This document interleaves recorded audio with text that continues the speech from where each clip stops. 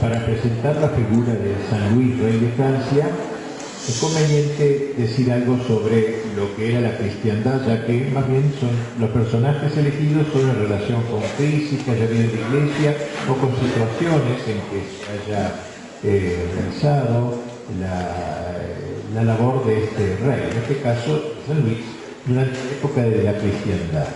Así que vamos a hablar aquí de la cristiandad y su cosmovisión. Es el título de un libro mío sobre el tema, con esta misma expresión, la cristiandad y su cosmovisión. La cristiandad tiene no poco que ver con la Edad Media, está muy relacionada con la Edad Media. No es lo mismo cristianismo que cristiandad. Cristianismo es la práctica de la religión cristiana en el orden individual. Cristiandad, en cambio, es cuando el Evangelio impregna el orden temporal, el entero orden temporal, política, economía, arte, cultura, eso es la cristiandad. Puede haber cristianismo sin cristiandad. Por ejemplo, en las persecuciones del Imperio Romano había cristianismo, vaya si lo había, tantos mártires, pero no había cristiandad porque el imperio era pagano, el perseguidor, y obviamente no podía impregnar no podía dejarse impregnar el orden temporal por el Evangelio. En la China actual hay cristianismo, porque hay cristianos sueltos o que tienen campos de concentración, pero no hay cristiandad porque obviamente el Estado impide el influjo de la idea cristiana, la doctrina cristiana en la sociedad. Entonces se habla de la cristiandad, que fue en realidad una época gloriosa en la historia y que coincide casi con mayor plenitud con la llamada Edad Media, también peleada en los colegios, en la educación, etc. Precisamente es atacada porque es una expresión cristiana y que se quiere desterrar, obviamente, en este mundo post-cristiano.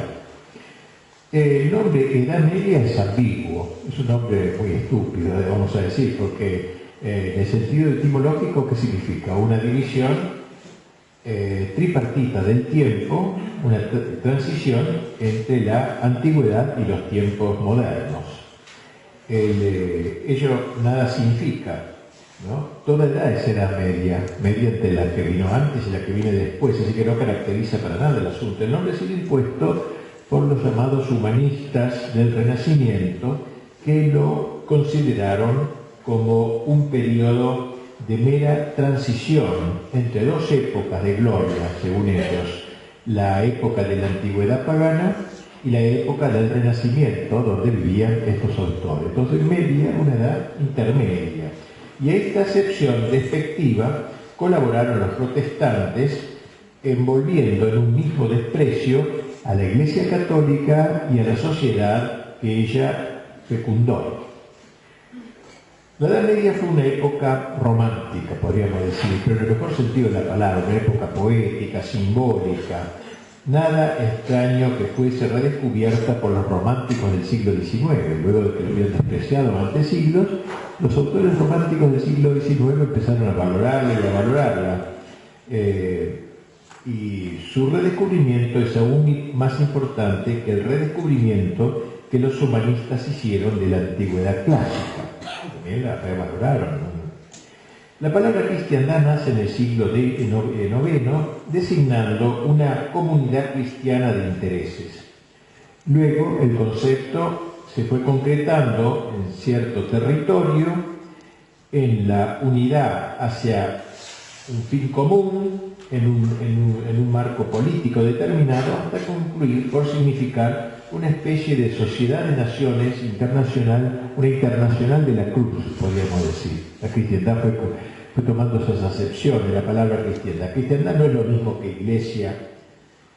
De la confusión de ambos términos derivaron muchos conflictos, especialmente la llamada querella de investidura, la lucha entre el sacerdocio y el imperio, hasta que llegó a una comprensión clara de la diversidad entre la autoridad espiritual y el poder temporal y su mutua colaboración, que fue lo más logrado en esta era. La cristiandad surgió sobre los cimientos del imperio greco-romano.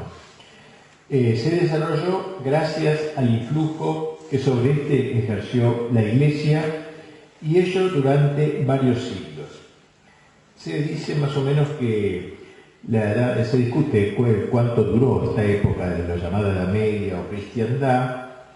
Algunos la hacen nacer en el 1000 más o menos, hasta algo después de 1500, pero hay que distinguir los primeros 300 años, que son los que pueden llamarse con más propiedad Edad Media, o sea, del año 1000 a 1300, una cosa así. Los 200 años restantes, desde el exilio papal hasta la revolución de Lutero, ya constituyen otra cosa. Por eso me parece que es más preciso decir eso. Más o menos 1050-1350 sería el tiempo en que se desplegó esta experiencia histórica de la Edad Media. Las últimas raíces de la cristiandad deben ser buscadas en el suelo de la cultura griega y de la civilización latina, la lógica helena y la ley romana.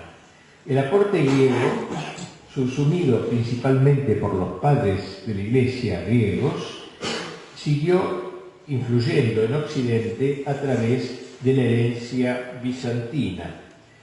El mundo romano aportó la llamada Pax Romana, las vías imperiales por las cuales pasarían los predicadores del Evangelio, y la literatura, sobre todo Virgilio, que fue como una especie de profeta de la cristiandad desde el paganismo romano.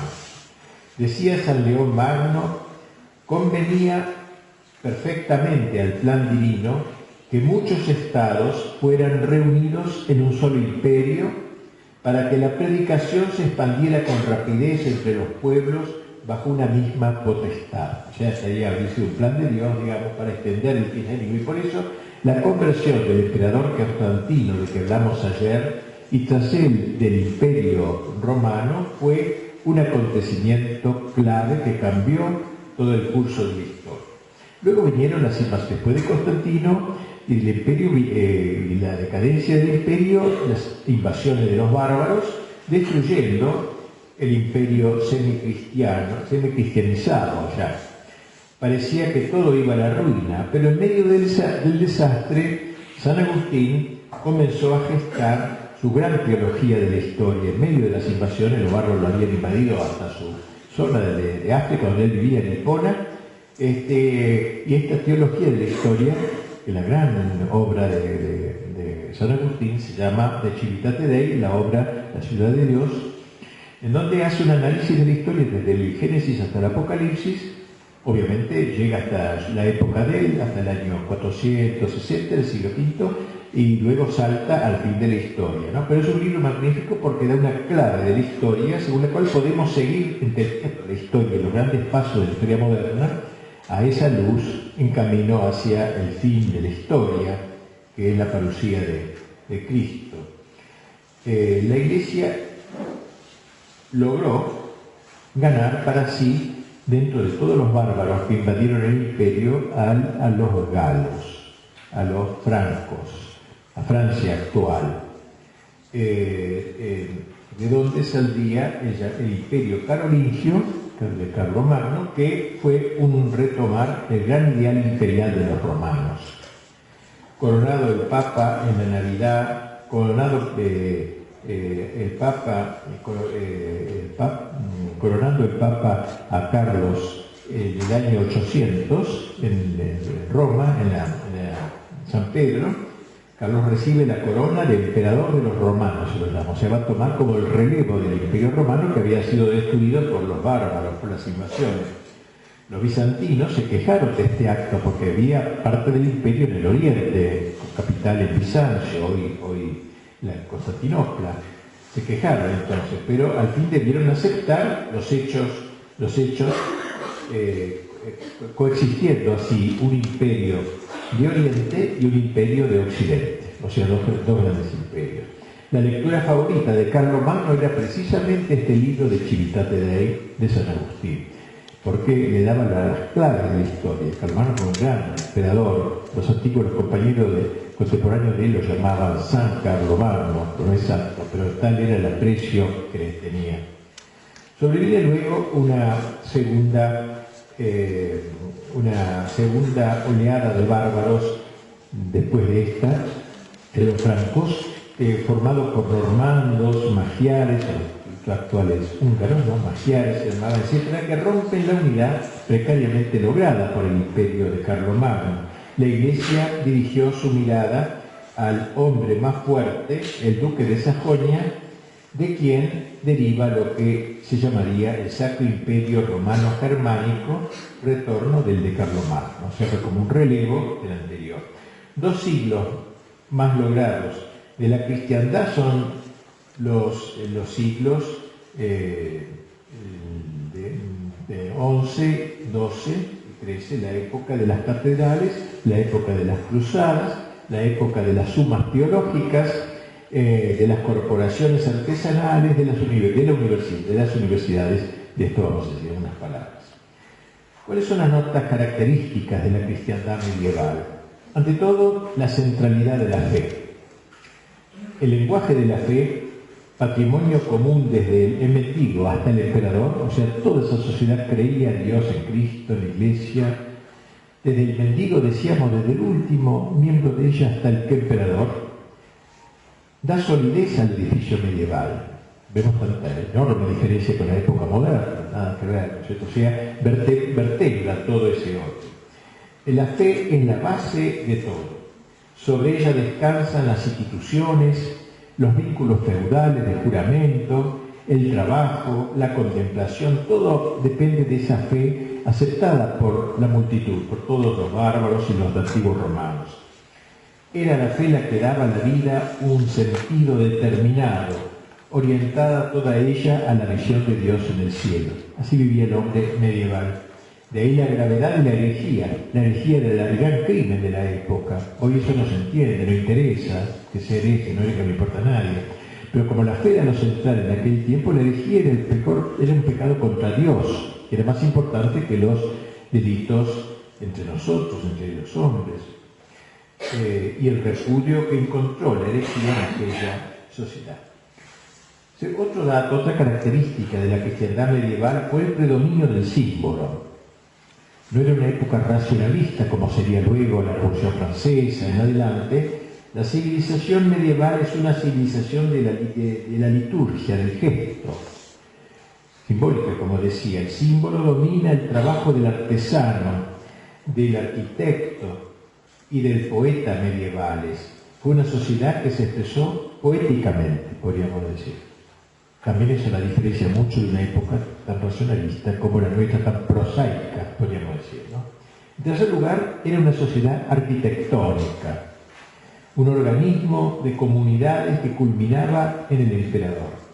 Una especie de pirámide, ¿no? Desde el aldeano hasta el emperador. Había una cosa arquitectónica, no era una sumatoria de grupos, etc. Había algo que unía, trababa eso como un edificio. Y la comunidad terrestre, en su totalidad, era vista como reflejo de la celestial formada por las jerarquías angélicas hasta culminar en el emperador eterno.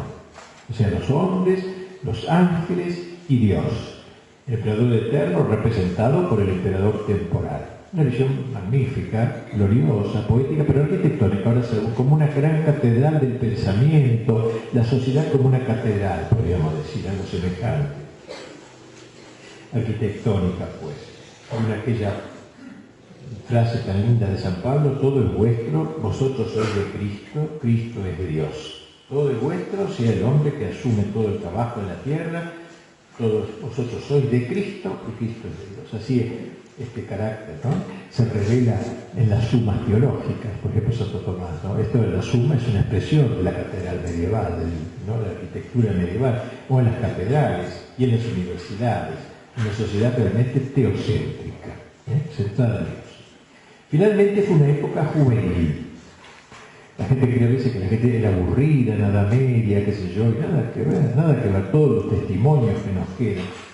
Enorme crecimiento demográfico era, enorme, cada familia tenía 6, 7 hermanos o 10, de vitalidad cristiana, una época que aborrecía la tristeza, como si fuera un pecado. La tristeza era considerada como un pecado, sociedad llena de sentido del humor. Se ha hecho toda una propaganda para reírse de esta sociedad precisamente porque ha encarnado el espíritu cristiano, llevó, lo que decíamos, la integración del orden temporal por el Evangelio, eso y no otra cosa es la cristiandad. Bien, digamos algo ahora de la cultura de la cristiandad. Vamos a ir tomando algunos aspectos.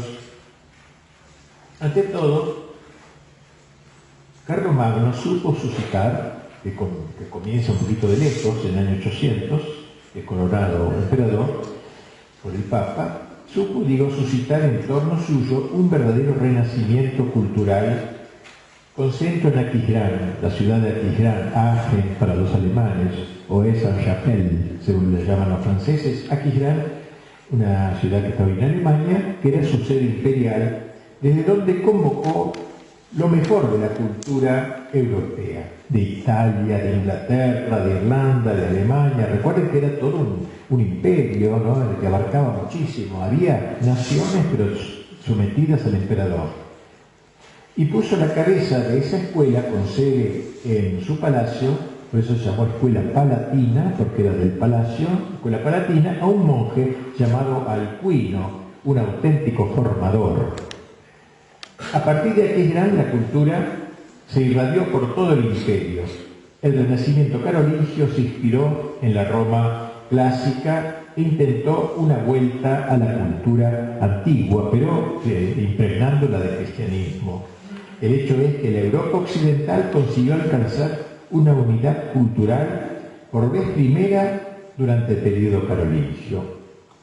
Allí desembocaron diversas vertientes: la tradición política del Imperio Romano, la tradición religiosa de la Iglesia Católica, la tradición intelectual de la cultura griega clásica y las tradiciones nacionales de los pueblos bárbaros. Tal fue la primera gran síntesis cultural de la cristiandad. Muchos creen que las masas de la Edad Media eran incultas, eran iletradas. Esta es la propaganda que se hace, también una sociedad bruta, dominada por la Iglesia, digamos que imperaba de manera tiránica, una cosa tan ridícula como es. Pero eso es lo que se cuenta en los manuales, etc. Eso no fue así. Ante todo, no fue tan grande el número de analfabetos como se dice, y en aquella época el saber leer no era lo esencial de un hombre culto. Todavía no había nacido Sarmiento, ¿no? Y entonces había otras maneras de hacer culto. A mí me encanta, entre paréntesis, una santa de esta época, Santa Catalina de Siena, fue declarada doctora de la Iglesia. Era analfabeta. Qué lindo es eso, ¿no? No sé, Sarmiento se suicida si ve eso, ¿no? Un analfabeto doctor de la Iglesia. Porque tenía un conocimiento, una sabiduría maravillosa, una mujer extraordinaria. Lo que ha escrito, lo que ha dictado. Iba dictando, pero no sabía escribir.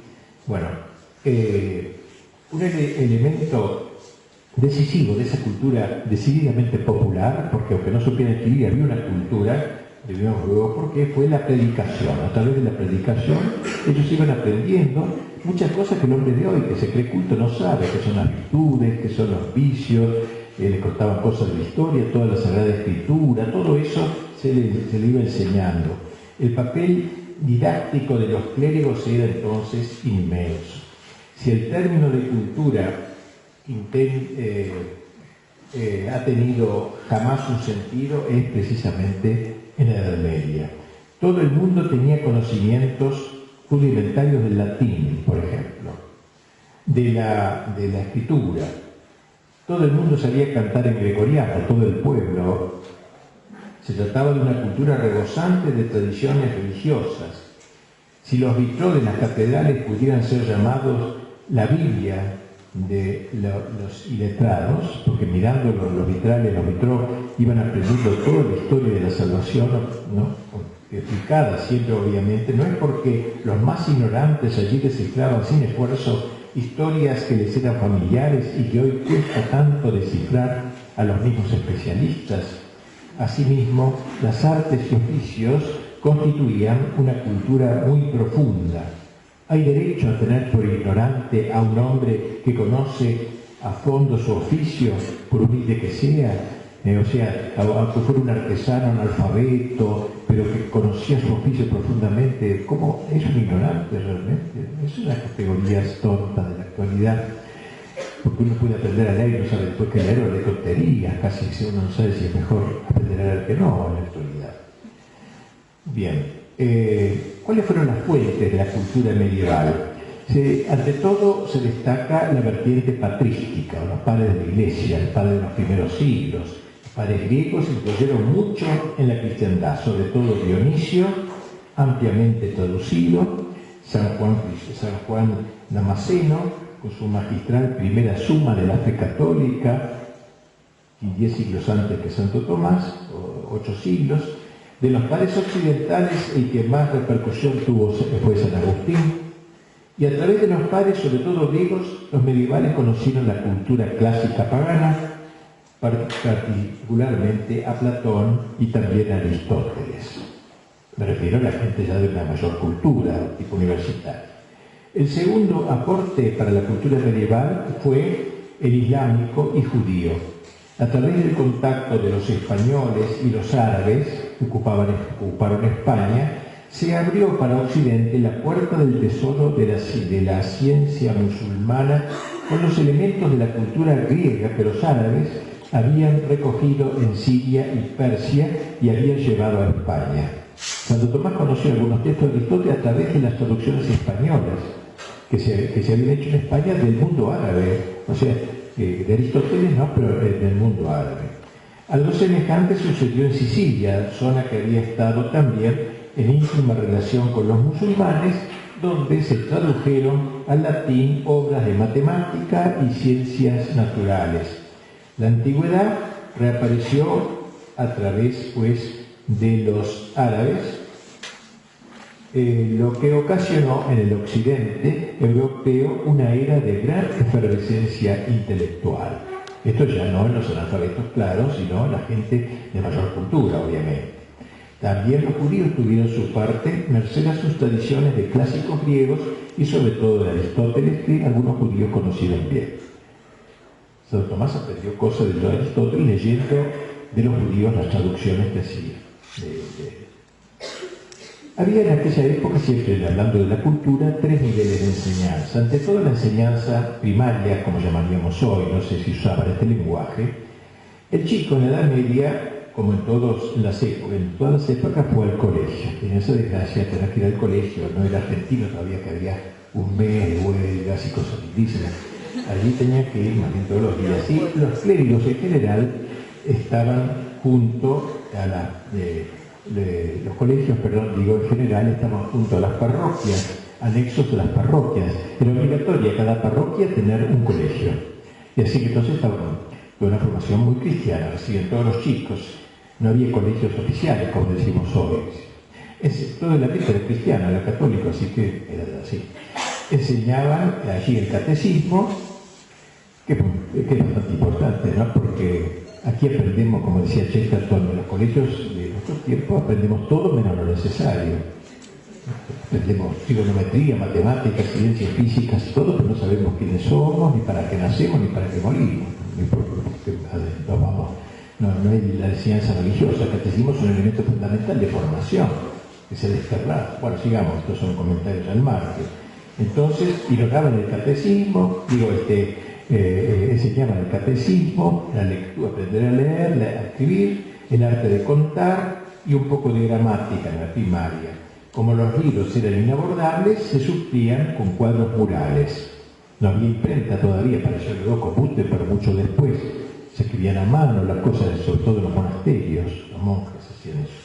Luego venía la enseñanza que llamaríamos secundaria, generalmente en conexión con los monasterios de las escuelas catedralicias, o sea, en colegios unidos a los monasterios, las primarias unidas a las parroquias, y los colegios secundarios a los monasterios, donde había más cultura. Destaquemos el papel educativo de los conventos. Ya San Benito había exhortado a sus monjes al estudio. San Benito está en los primeros siglos del cristianismo, ¿no? Y fueron estos monjes copistas quienes salvaron los textos de la cultura antigua y los entregaron a la cristiandad. Allí se copió todo Aristóteles, todo Platón, todo eso se iba copiando y copiando copistas. Se dedicaban a eso muchos monjes en los monasterios, salvaron la cultura. El maestro era acá un monje canónigo designado por el obispo que entregaba a esa tarea todo su tiempo. Se enseñaba en la secundaria lo que se llamaba trivium y quadrivium. El trivium, 3 vías, quiere decir trivium, incluía la gramática, la dialéctica y la retórica. El saber escribir, saber hablar bien, y la dialéctica, saber discutir, saber argumentar. Y luego venía el quadrivium, aritmética, geometría, astronomía y música. Pero por la palabra música entendían las bellas artes, todas las musas, música vida de musa, ¿no? Que era la patrona de la literatura, la poesía, de todas las bellas artes. Finalmente venía la enseñanza universitaria, en el nivel superior. La universidad es creación de la Edad Media. ¿Cómo podemos decir que en una época oscura, como se dice en los colegios, en los manuales, la Edad Media una época tenebrosa? Ahí nacieron las universidades. Las universidades no nacieron ni en la China milenaria, ni en la India milenaria, que tenía su cultura, ¿no? ni de los árabes, no había instituciones semejantes. Las universidades fueron creación eclesiástica, de la Iglesia. A partir de la de París, llamada la Sorbona, fundada en el siglo XIII, se extendieron a otras ciudades y acabaron teniendo 300 universidades en la Europa cristiana medieval. Bolonia, y cada universidad se especializaba en alguna cosa, de modo que un chico iba a estudiar medicina a otro país, qué sé yo, Bolonia, por ejemplo, se especializaba sobre todo en lo jurídico, Salerno en medicina, Oxford fue más bien pragmática, los ingleses siempre han sido más inclinados a lo pragmático, etc.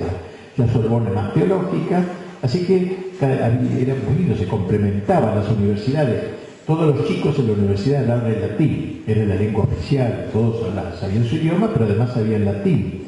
Todavía en Francia se conserva el Cartier Latin, el barrio latino, en torno a la Sorbona, porque ahí vivían los chicos, los encontraban los chicos en los recreos de las clases como en cualquier lado, y la gente iba a pasar por ahí y los oía hablar latín, porque aún en los recreos se hablaba latín, de modo que la lengua se les metió adentro, hasta el fondo. Las universidades eran cosmopolitas, por tanto, iba gente de todos los países. Si quería estudiar Derecho, iba a tal lugar, etc.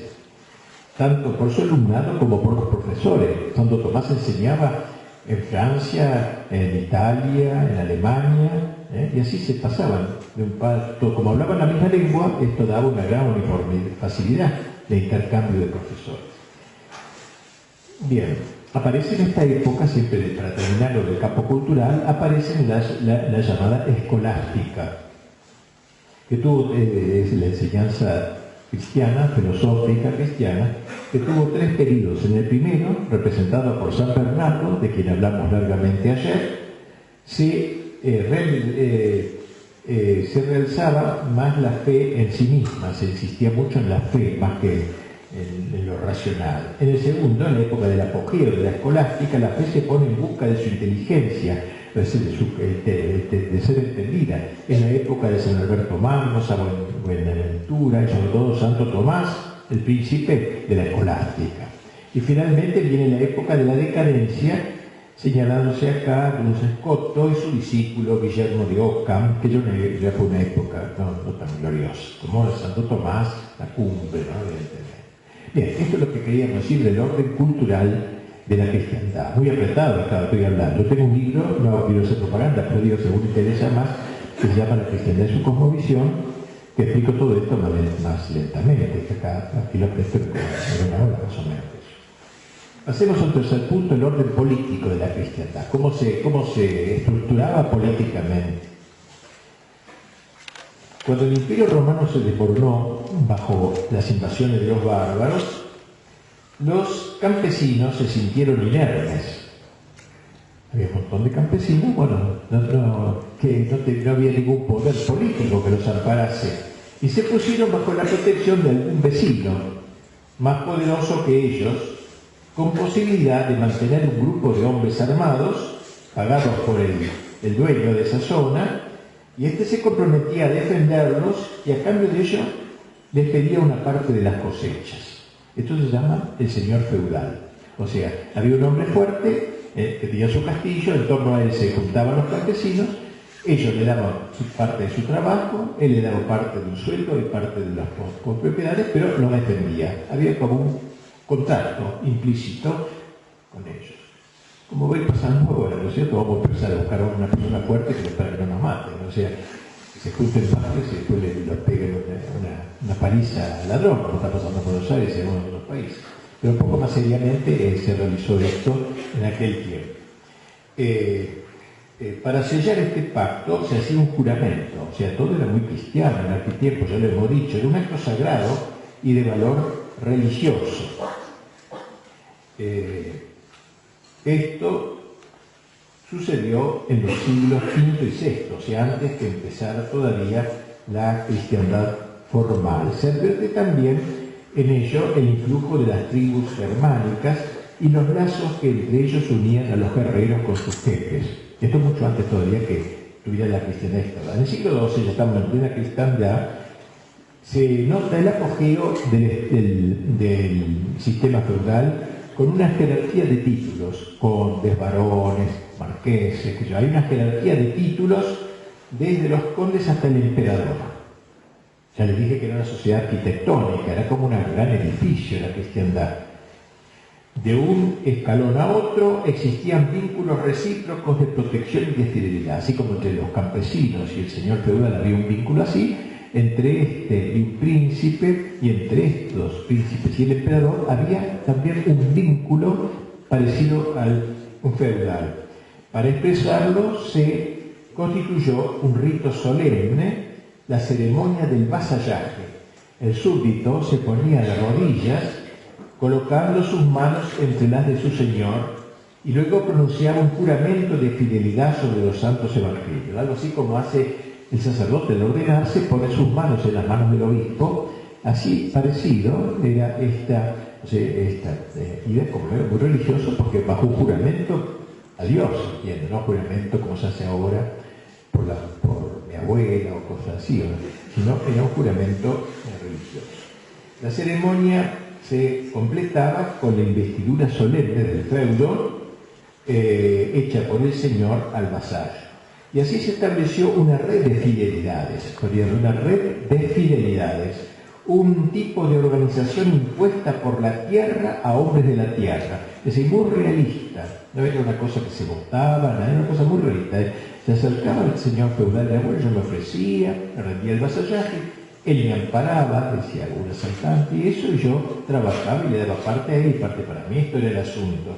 El gran delito era la felonía, como se llamaba.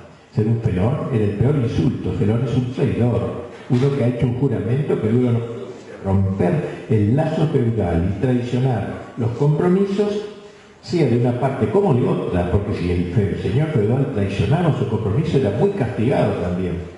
Si el señor era felón, el súbdito tenía derecho a llevar a un tribunal. Bien, en la cumbre del feudalismo de una nación estaba el rey, como dijimos, señor entre otros señores, con su feudo personal, él también, pequeño, no era todo sobre el país, una parte. La monarquía nace pues del orden feudal, arquitectónico, recordemos esta palabra que es importante, era muy arquitectónico, ¿no? O sea, vasallo, señor feudal, rey, emperador. De manera semejante fue de los reinos en donde nació el imperio. Cuando los carolingios llegaron al poder, la evolución estaba casi ya terminada. Bien, el rey, ¿cómo subía al poder? El rey de una nación. El rey subía por una consagración, era un acto sacramental. O sea, no era simplemente decir, darle la faja, que sea como algo así como presidente. Había un acto sacramental, porque todo estaba tocado por el Evangelio. Un acto sacramental que recordaba la consagración de los reyes de Israel. En la Escritura, en el Antiguo Testamento se habla del rey, se lo consagraba en el templo de Jerusalén. Era una ceremonia grandiosa cuyo ritual se conserva en los Ordine Romani. O sea, había un libro, como hay un misal ahora el sacerdote en la misa, había un libro, ahora hay también un ritual. Pero antes, ahora el ritual no incluye la consagración de Cristina como presidenta, pero ahora no están en ese ambiente. Pero en aquella época se incluía la consagración ritual, qué había que decir, qué había que hacer, todo, qué oraciones. Es lindísimo leer eso. Uno ve el concepto de la realeza, ¿no? Pero a través de esos textos. El candidato al reino era revestido y conducido a la iglesia con toda la majestad de la liturgia. El rey futuro estaba una noche en oración, como ahora, en la catedral de su reino. Cualquier parecido con la realidad es pura coincidencia, es puro disparate, no hay ningún parecido con la realidad actual. Bueno, y entonces el candidato era revestido y conducido a la iglesia con toda la majestad de la liturgia. Se le confería el cetro, la corona, la espada, y antes de ponérsele cada cosa, dársele cada vez eso, una oración que acompañaba la entrega de la espada y se le decía: sé fuerte, valiente, defiende la justicia, el cetro, la corona, domina la doctrina, etc. O sea, cada cosa era un símbolo. Como el sacerdote se reviste para celebrar misa, así el rey se revestía de los atuendos reales, que no eran meros adornos, sino símbolos. Recuerden que dijimos que era una sociedad poética, simbólica, y esto es muy importante también, este aspecto. Y entonces, antes de colocarse la corona sobre su cabeza, se le pedía el juramento de gobernar con justicia y caridad. Finalmente era ungido y declarado rey por la gracia de Dios. De este modo la Iglesia santificaba el orden político en la persona del rey. ¿Cuál era su misión? Ante todo, administrar sus propios territorios sobre los ajenos. Tenía solo poder indirecto, él no se podía meter. Asimismo, hacer justicia. Su poder no era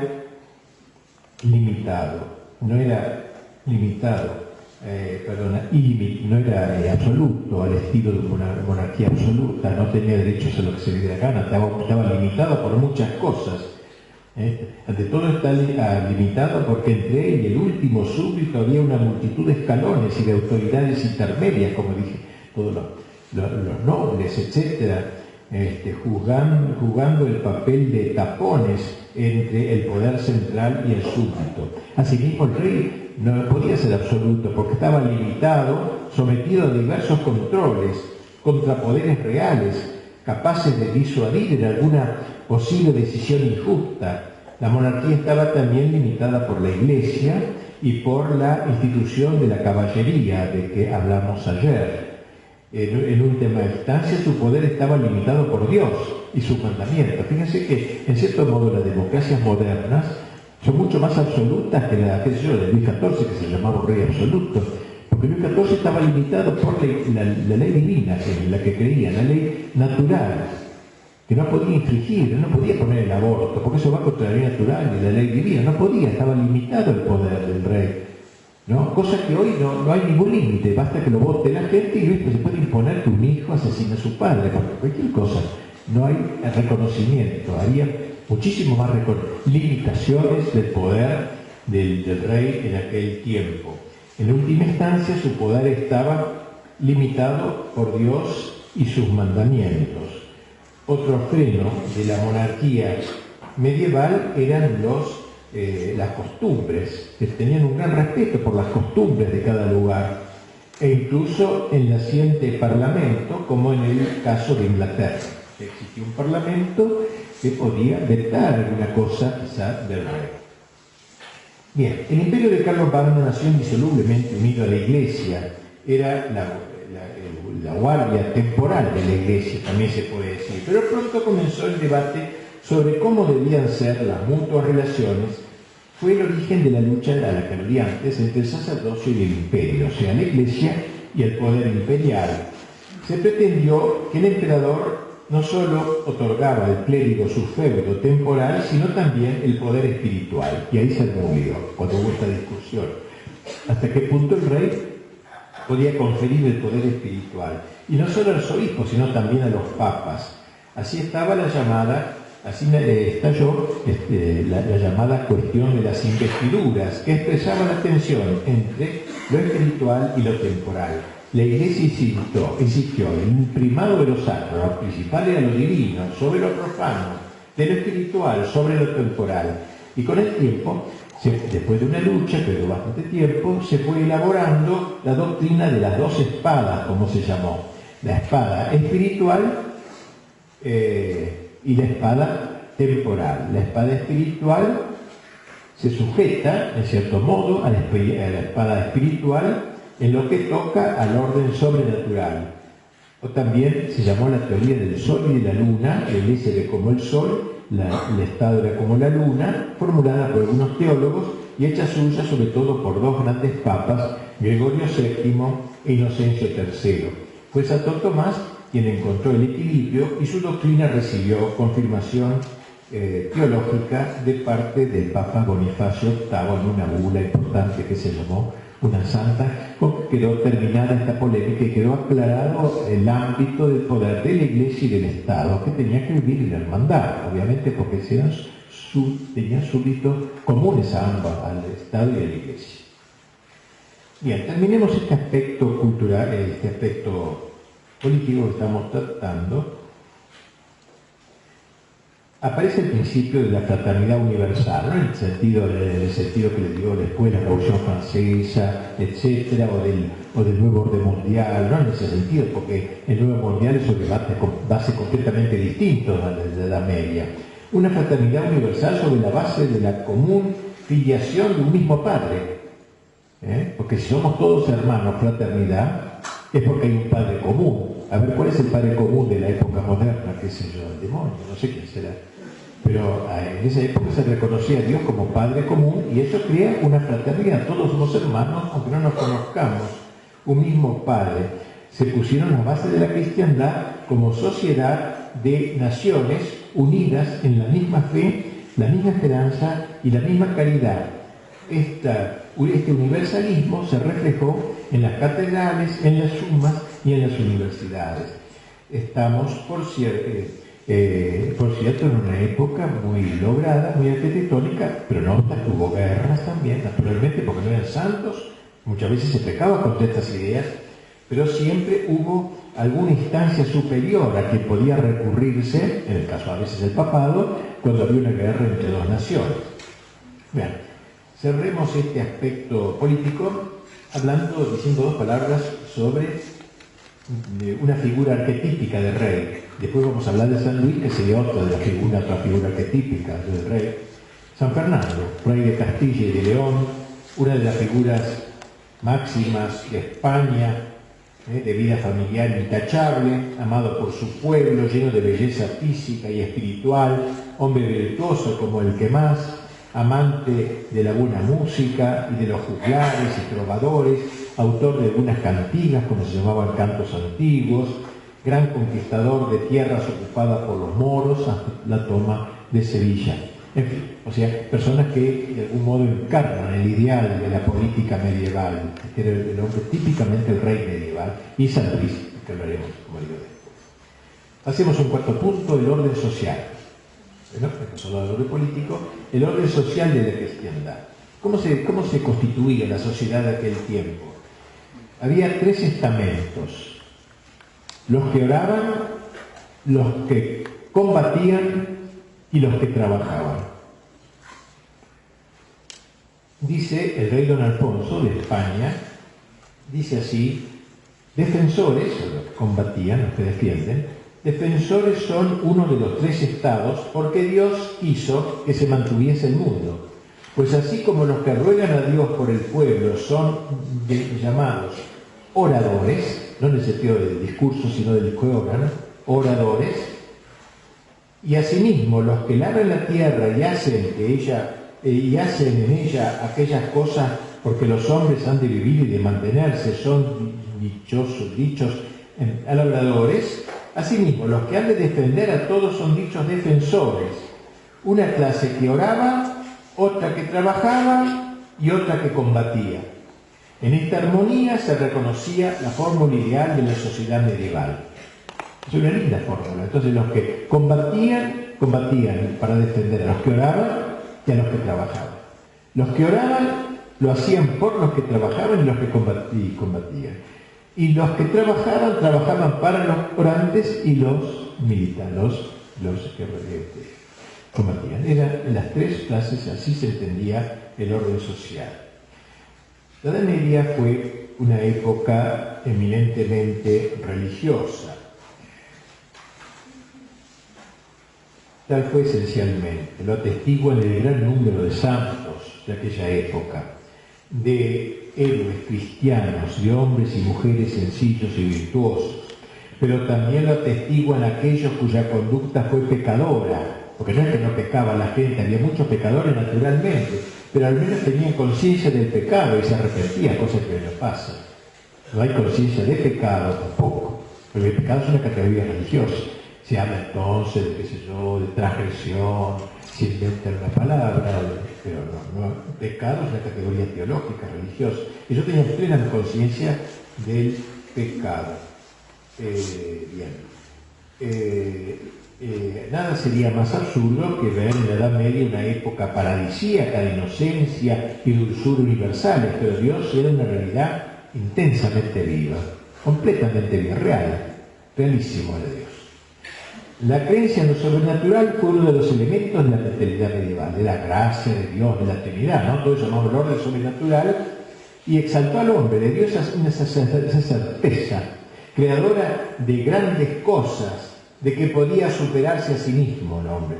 A veces con todo no supo distinguir lo sobrenatural auténtico y lo maravilloso imaginario. La gente sencilla a veces aceptaba con excesiva facilidad presuntos milagros o leyendas. Eso también hubo, claro, supersticiones hubo, por supuesto.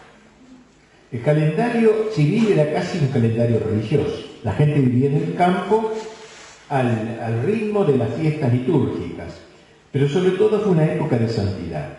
Santos en todos los países y clases, intelectuales y soldados, contemplativos y hombres de acción, todos, santos en todas las categorías. Podemos señalar como rasgos de la espiritualidad medieval, ante todo, su carácter escriturístico. La Biblia fue conocida por la mayoría, al menos obviamente en su generalidad, mucho más que hoy, mucho más. El segundo rasgo fue la importancia del culto a los santos, a quienes consideraban intermediarios entre la tierra y el cielo, representados en las esculturas y vitraux de sus catedrales. El tercer elemento es la devoción a la humanidad de Cristo, iniciada por San Bernardo, de que hablamos ayer, devoción que se centró en la pasión y la Sagrada Eucaristía. La fiesta de Corpus nació entonces, y de esto de la misa y del oficio lo escribió Santo Tomás de Aquino. El cuarto aspecto fue el culto especial a la Madre de Dios, en cuya propulsión también está San Bernardo, el que habló de Notre Dame, nuestra dama, la dama de los amores de los caballeros medievales. El quinto fue el ansia de peregrinaje. La Edad Media privilegió grandes peregrinaciones a Tierra Santa, a Roma, Santiago de Compostela, etc. También en esta época dijimos, bueno, de que estaban los oradores, los que oraban, ¿no? Lo que llamaban el grupo de oradores. Fue admirable en esta época el resurgir de nuevas órdenes, ante todo las órdenes monásticas. Del tronco benedictino nace el Cister y la reforma de Cluny con un crecimiento pasmoso. Luego las órdenes llamadas mendicantes, el gran invento de la Edad Media, ante todo la orden de predicadores, los dominicos, ¿no? Fundada por Santo Domingo, en orden al estudio, la contemplación y la regresión de lo contemplado por el apostolado. De ellas saldrán Santo Tomás, Écar y tantos otros. Y luego los hermanos menores, fundados por San Francisco, los franciscanos, el enamorado de la dama pobreza. También en esta hay una figura caballeresca, la dama, Notre Dame, decía San Bernardo hablando de la Virgen, la dama pobreza, decía, todos los caballeros tienen una dama de sus amores, es el enamorado de la pobreza. Si Santo Domingo y los suyos sabían de iluminar a los hombres por la ciencia, San Francisco y los suyos sabían de iluminarnos por la pobreza y la humildad. También estas órdenes suscitaron intenso atractivo. Junto a esto hubo otras órdenes como los carmelitas, los agustinos, etc. Los mendicantes se lanzarían a las misiones extranjeras, llegando a Rusia, China y África. Hubo asimismo órdenes redentoras, cuyos miembros se ofrecían a los musulmanes enemigos de guerra, ¿no? Como prisioneros voluntarios para que ellos pusiesen en libertad a algún cautivo cristiano. O sea, así se ofrecían de cautivos, en vez de uno lo liberaban, una caridad exquisita. Varios murieron mártires. Entre dichas órdenes citemos a los trinitarios, a los mercedarios, quienes se introdujeron en su regla el voto de sustituirse a los cautivos. Una cosa heroica, fácil de decir. Eran esclavos los cautivos. Finalmente aparecieron las órdenes militares. Ayer hablamos de esto largamente, al hablar del Temple y los caballería del Temple, ¿no? Fundado por San Bernardo, que le dio los estatutos, dedicados a la milicia, que hacían votos religiosos, eran mitad monjes, mitad guerreros, como se decía, monjes guerreros.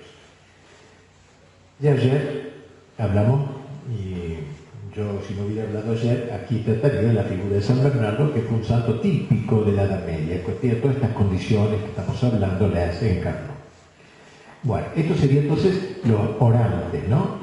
Los combatientes, hablamos ayer de la caballería, ¿no? Esa es segunda cosa, y queda el sector, el trabajo, los que trabajaban. Propiamente la Edad Media consideró trabajador al campesino.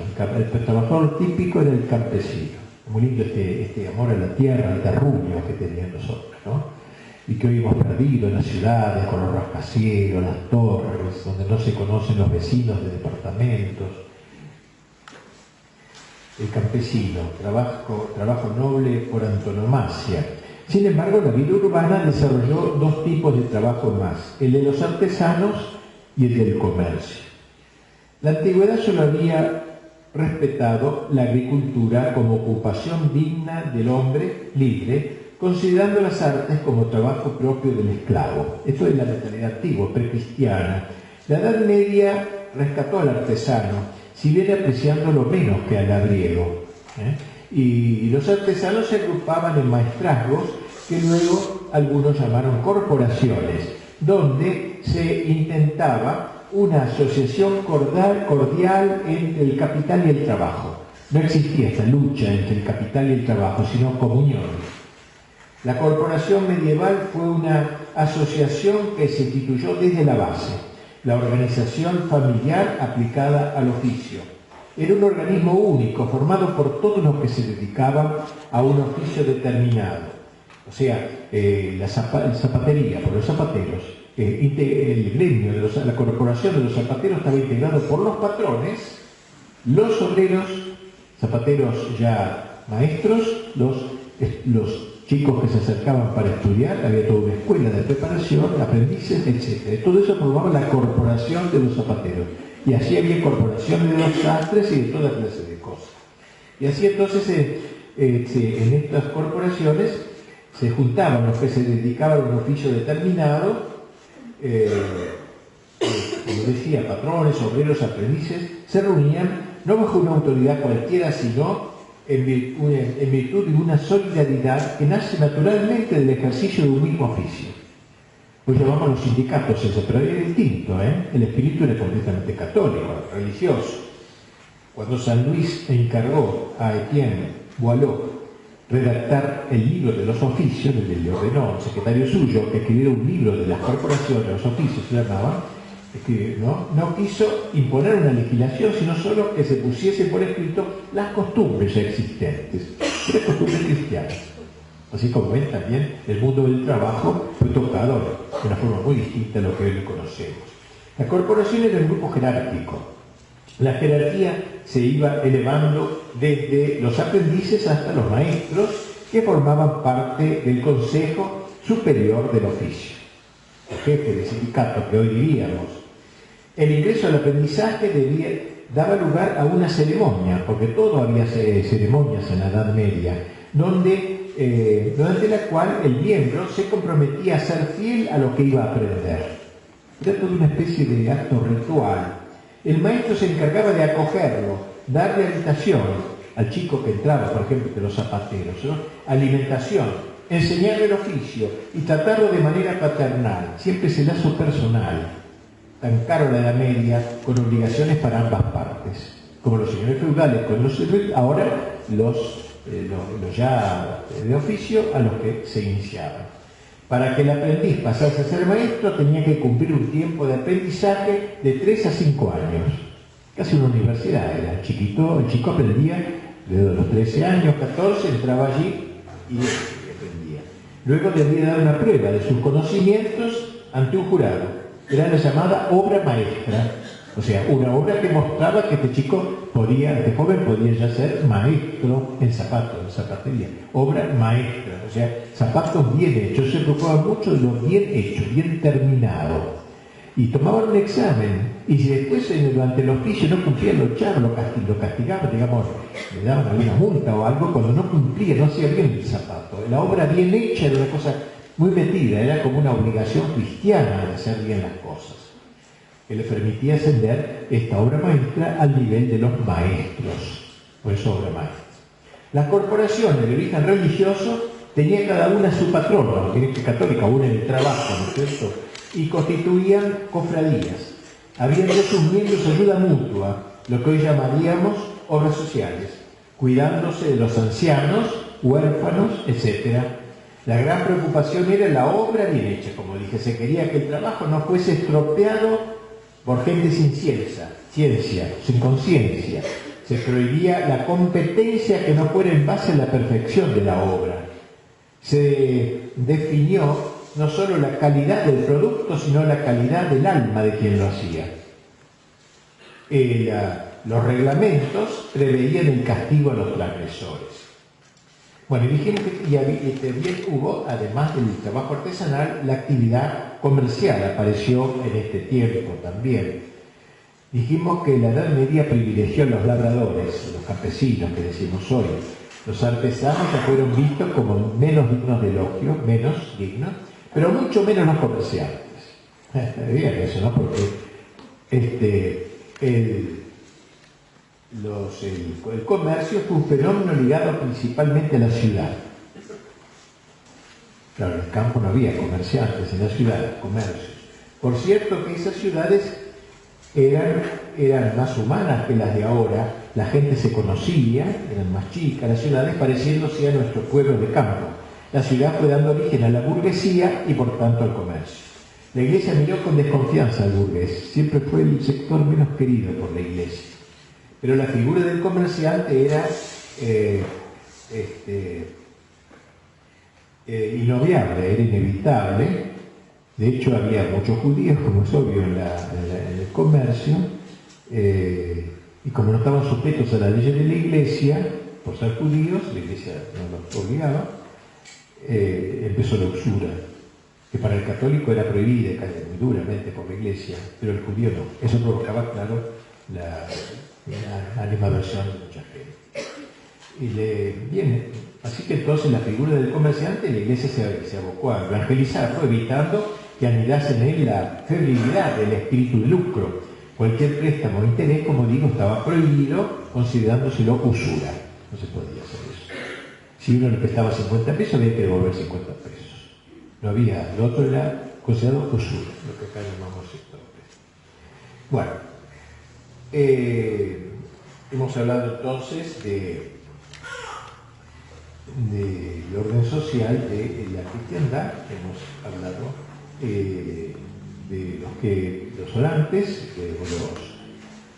de los combatientes, ya hablamos ayer, historia de la caballería y del trabajo. En cuanto a los combatientes, no vamos a hablar de la caballería, pero sí decir alguna palabra de algo que tenía que ver mucho con la caballería y fueron las cruzadas, ¿no?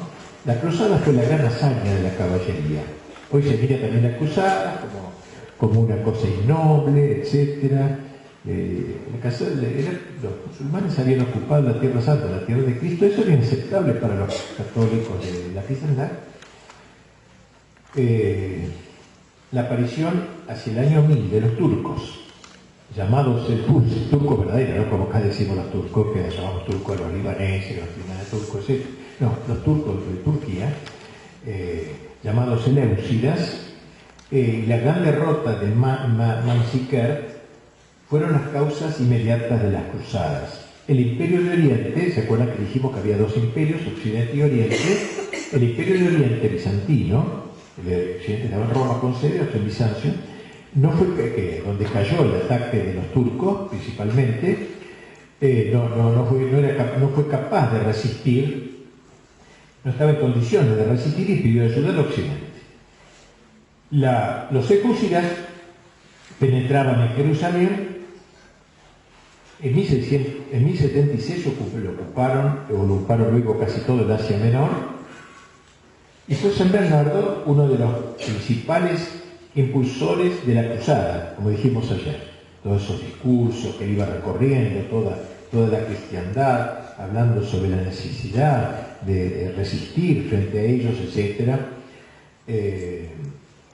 Había que defender la cuna de Cristo, decía él, el lugar de la última cena, el lugar de la pasión, sobre todo porque ellos reducían a veces a tratos muy malos a los cristianos e impedían que la peregrinación, todo el mundo iba. La peregrinación es un elemento también típicamente medieval, peregrinaban a Tierra Santa, a Compostela, a Roma, etc. Pero fue el fin principal, si bien hubo también otros fines, naturalmente políticos se mezclaron y económicos, siempre es así, ¿no? No es que todo era cristiano puro o sobrenatural, también había otros motivos, pero fundamentalmente el motivo principal fue el religioso. Por eso un espíritu tan manso como el de San Francisco de Asís se entusiasmó por el ideal de la cruzada y se unió a los cruzados para convertir al sultán. Él intentó eso, ¿no? Una de las cruzadas. Dentro de las cruzadas hay que incluir la reconquista de España, que había sido ocupada por los musulmanes y que mereció una bula del Papa en su apoyo. El Papa también era el Papa que convocaba las cruzadas a Tierra Santa. Pero la de España fue especial, porque los musulmanes ocuparon 6 siglos, 8 siglos, ¿no? La península. Bueno, y entonces entre sus héroes emergen el Cid Campeador, que todos conocemos, y Fernando, el santo, de que dije una palabra al principio cuando hablé de algún ejemplo de rey santo, dije algo de San Fernando, ¿no? Que el conquistador de Sevilla, después los reyes católicos acabarían conquistando Granada y acabaron con el dominio musulmán. Esto fue todo 8 siglos de combate, fue todo esto. Bien. Dijimos ayer, y nos vamos a reiterar, que hubo un ritual, el caballero era armado también en un ritual. Toda la noche pasaba en oración en la catedral, al día siguiente era revestido de las armas, que cada uno tenía su simbolismo, su poesía. Como el sacerdote dijimos, se reviste para la misa, así el cruzado, el caballero se reviste en una ceremonia, un juramento, más o menos el mismo estilo, ¿sí? Había en todos los estatutos. Bueno, y hubo también una literatura caballeresca. El caballero era una figura queridísima, una figura amadísima, era como una figura típicamente medieval, se admiraba la figura del caballero, del hombre generoso.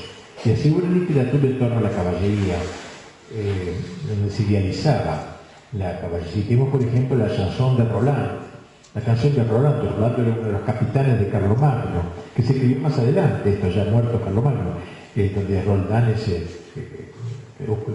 entra al norte de España para salvar a España, el norte de España y salvarlo del mundo musulmán, ¿no?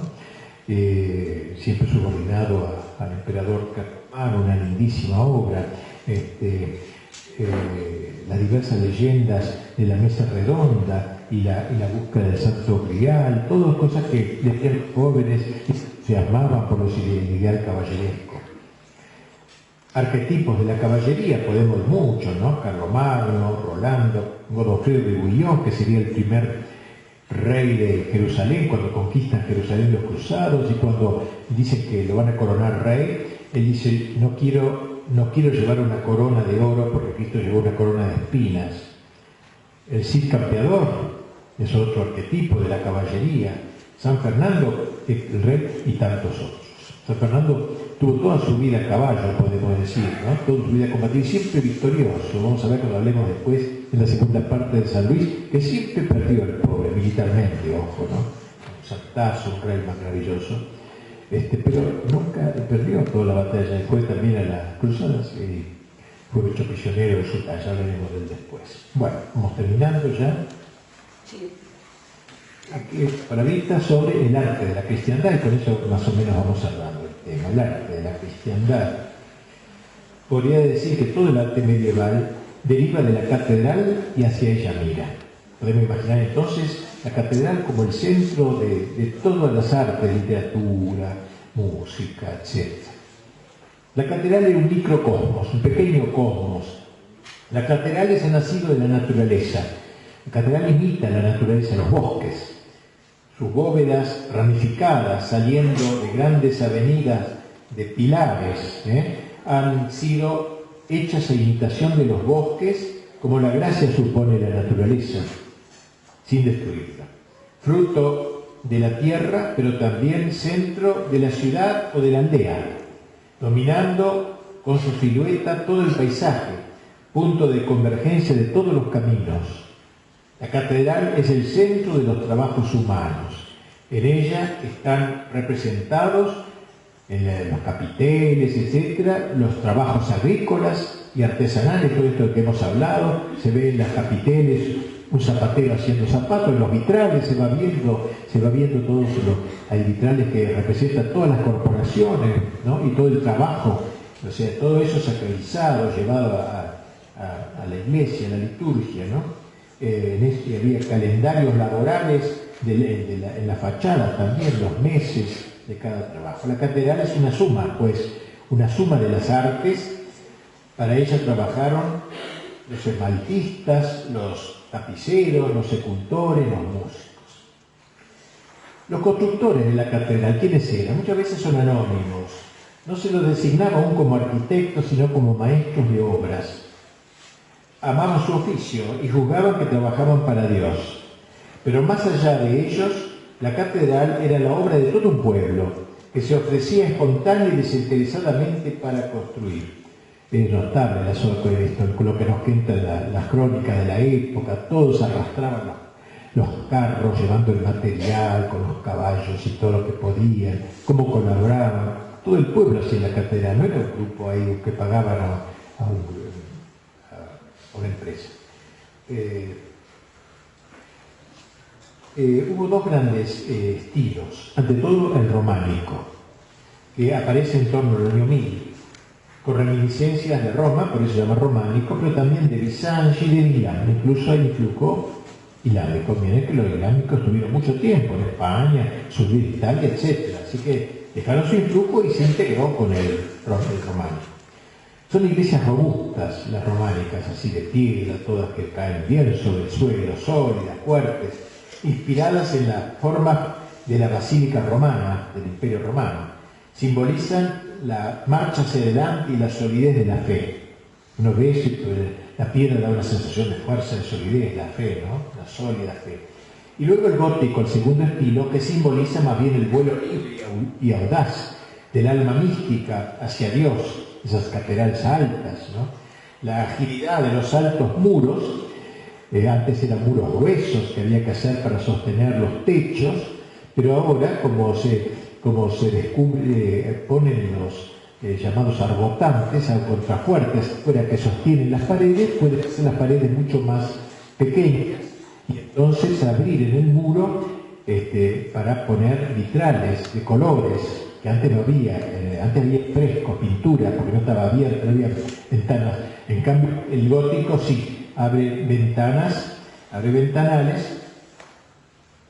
que parecen llamar a la luz, ¿no?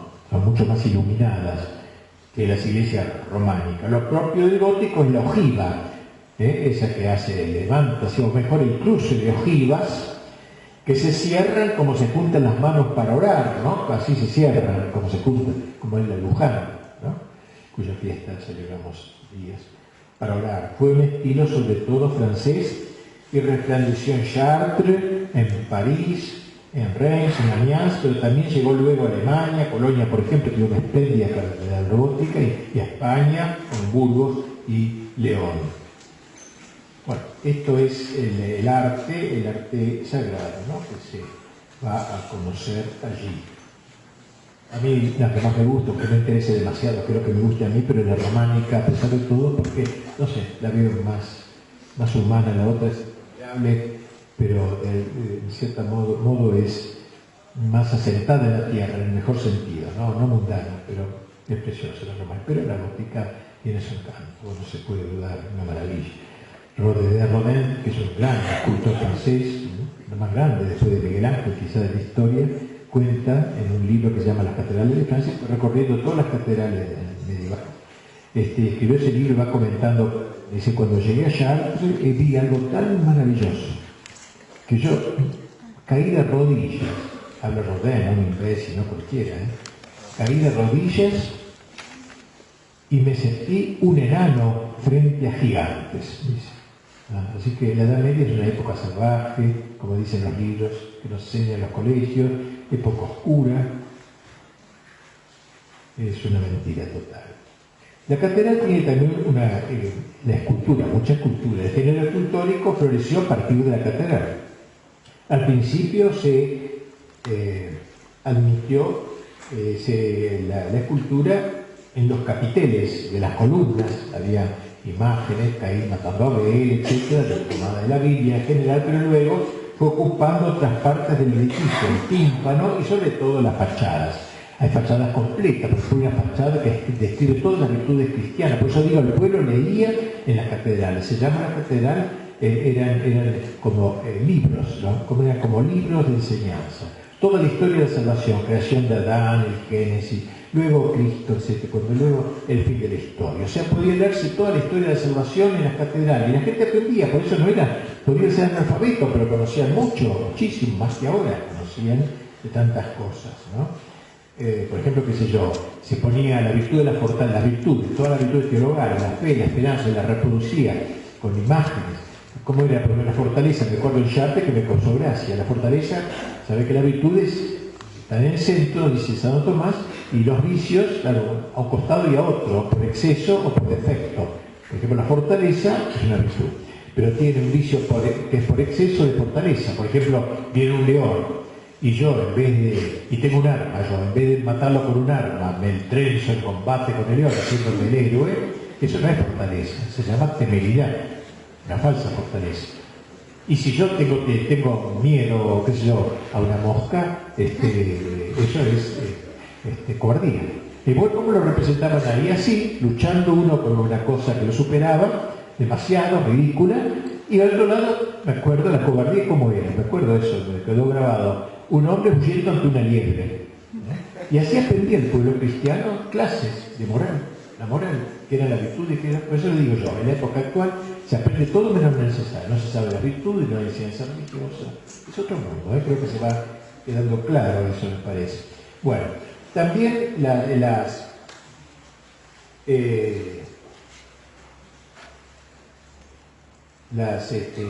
decíamos de las sepulturas en la catedral, que al principio se hacían en el mismo bloque de la catedral, de la fachada, las esculturas, pero luego fueron separadas un poquito de la fachada, tomando cierta entidad propia. La figura antes estaba como empotrada, en cambio después fue siendo ya una forma arquitectónica completa, Abel o otro personaje. Bueno, también las artes del color ocuparon un papel de primer nivel en las catedrales. Originariamente las estatuas y bajos relieves estaban pintados. Hoy se las ve sin pintura, el tiempo les ha quitado. Yo eso no sabía, yo creía que era como se ven ahora, no. Al principio estaba así, lo que sería eso, todo pintado. Pero no pintado, es bien pintado. Luego los colores se fueron desvaneciendo. El color era muy amado en la Edad Media, tanto en los vestidos de la gente como en los edificios. Nos quedan los frescos numerosos que representan escenas de la escritura, pero sobre todo hay que destacar el color y la luz de los vitrales, sobre todo en la iglesia gótica, como dije, ¿no? Hay que haber visto ponerse el sol a través de los vitraux de Chartres para medir la belleza de este recurso. La época gótica es el triunfo de los vitraux que a veces acabaron por sustituirse casi totalmente al muro. Señalemos asimismo la iluminación de los libros, en los libros que se escribían a mano, los colores de los oficios divinos, etc., en semejanza de la escritura gótica. También la música nace de la catedral. Dentro del entorno del misterio, la música ocupaba un lugar irrelevante. Fue sobre todo la música gregoriana, la más adecuada para la catedral. Dijo Mozart, Yo daría toda mi obra por haber escrito el prefacio de la misa gregoriana. Y Mozart era un tonto, ¿no? Un músico. La música es hermana de la arquitectura y de la escultura. Podría establecerse cierta continuidad entre la música litúrgica de la catedral y la música profana de los trovadores. Había muchos trovadores que cantaban, lo que aquí llamaríamos folclore, había mucho de eso. Bueno, también el teatro fue una de las manifestaciones más notables de la cultura medieval que nace a la sombra de la liturgia. Se representaba el misterio de Navidad con la visita de los reyes y pastores, se escenificaba la parábola de las vírgenes prudentes y necias.